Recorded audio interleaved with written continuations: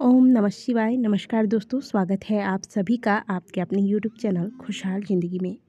दोस्तों, नवरात्रि चल रही है, ऐसे में आप सभी माता रानी की पूजा आराधना में लीन होंगे, माता से प्रार्थना कर रहे होंगे अपनी मनोकामना पूर्ति के लिए। अब नवरात्रि जो है वह धीरे धीरे समापन की ओर बढ़ रही है।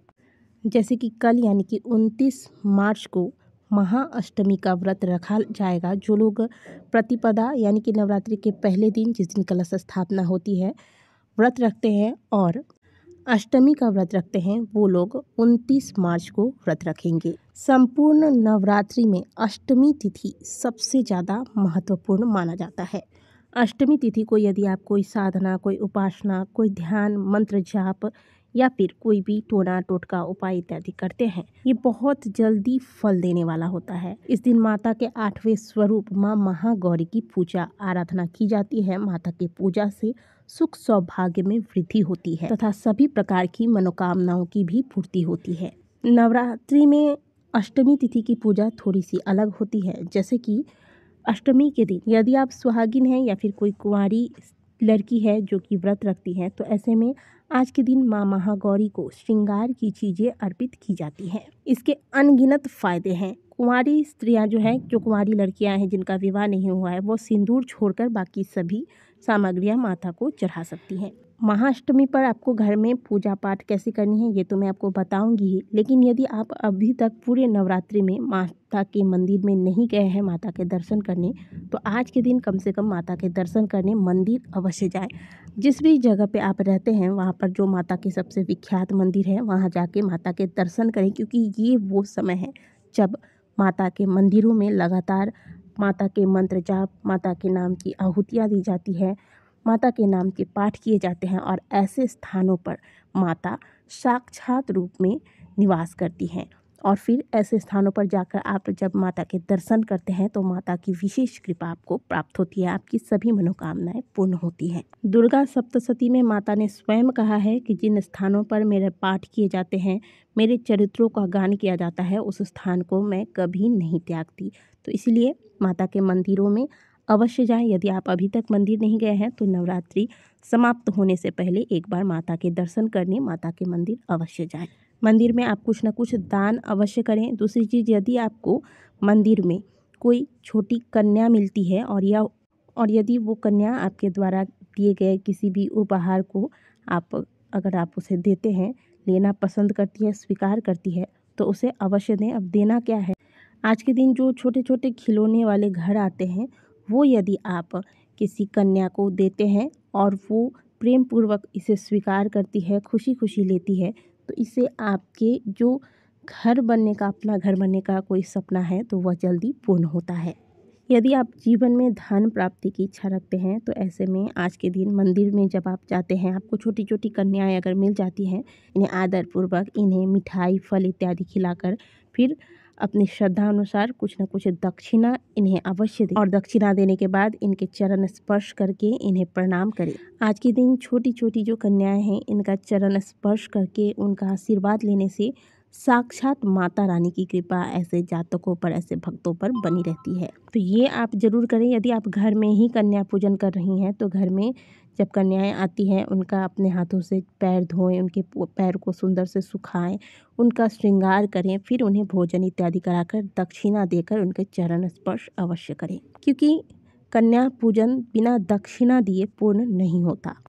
तो दक्षिणा जरूर दें, इससे धन संबंधित समस्याएं भी दूर होती हैं और जिस कामना के साथ, जो मनोकामना मन में रख के आपने कंजक पूजे हैं, वो मनोकामनाएं भी शीघ्र अतिशीघ्र पूर्ण होती हैं। अष्टमी के दिन यदि आप हवन इत्यादि करते हैं तो ये तो आपको करना ही है, लेकिन आज के दिन भोग में आपको माता को हलवा पूरी चने का भोग अवश्य लगाना है। बहुत से लोग तड़का वगैरह डालकर चना तैयार करते हैं, तो ऐसे करने की कोई आवश्यकता विशेष नहीं है।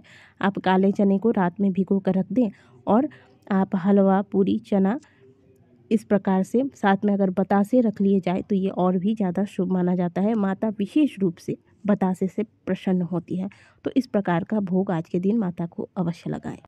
आज के दिन बतासे पर एक जोड़ा लौंग रखकर अगर अग्नि में माता के मंत्र के साथ स्वाहा बोलकर अग्नि में समर्पित किए जाएं तो इससे माता की कृपा से सभी प्रकार की मनोकामनाएं पूर्ण होती हैं। और ये करना बहुत ज़्यादा आपको इसके लिए करने की आवश्यकता नहीं है। थोड़ी सी अग्नि की व्यवस्था कर लें, गाय के गोबर का उपला ले लीजिए और इसे प्रज्वलित हो जाने दीजिए अच्छे से। इसके बाद हाँ, ध्यान रखिएगा कि गाय के उपले में अग्नि प्रज्वलित करने के लिए आपको मिट्टी के तेल इत्यादि का प्रयोग नहीं करना है। आप चाहे तो घी कर्पूर का प्रयोग कर सकते हैं, ठीक है।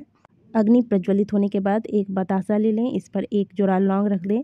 लौंग की जो फूल है वह पूर्ण हो, इस बात का ध्यान रखिएगा।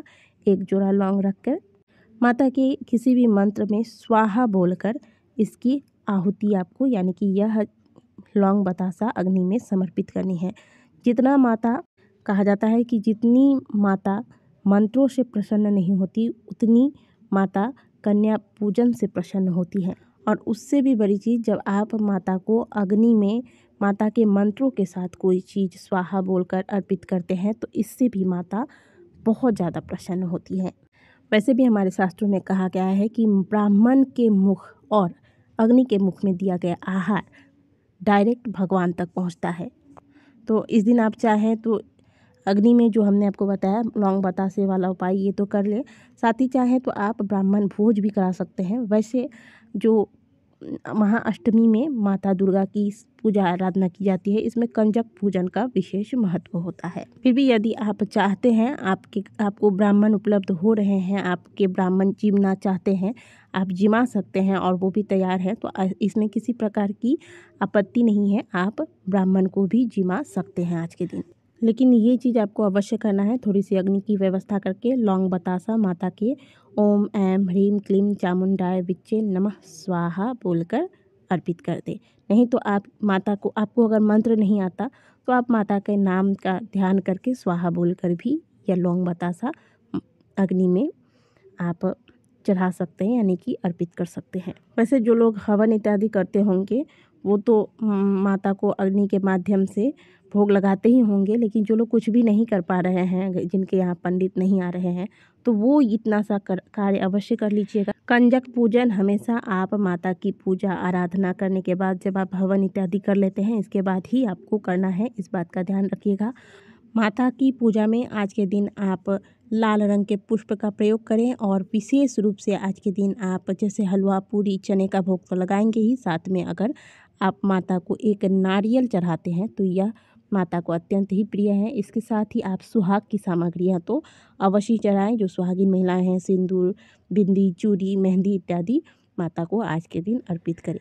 माता की पूजा करने से अमोघ फलों की प्राप्ति होती है। इनकी पूजा से भक्तों के तमाम कल्मश धुल जाते हैं, पूर्व संचित पाप भी नष्ट हो जाते हैं। महागौरी के पूजन अर्चन उपासना आराधना कल्याणकारी है। इनकी कृपा से अलौकिक सिद्धियों की प्राप्ति होती है।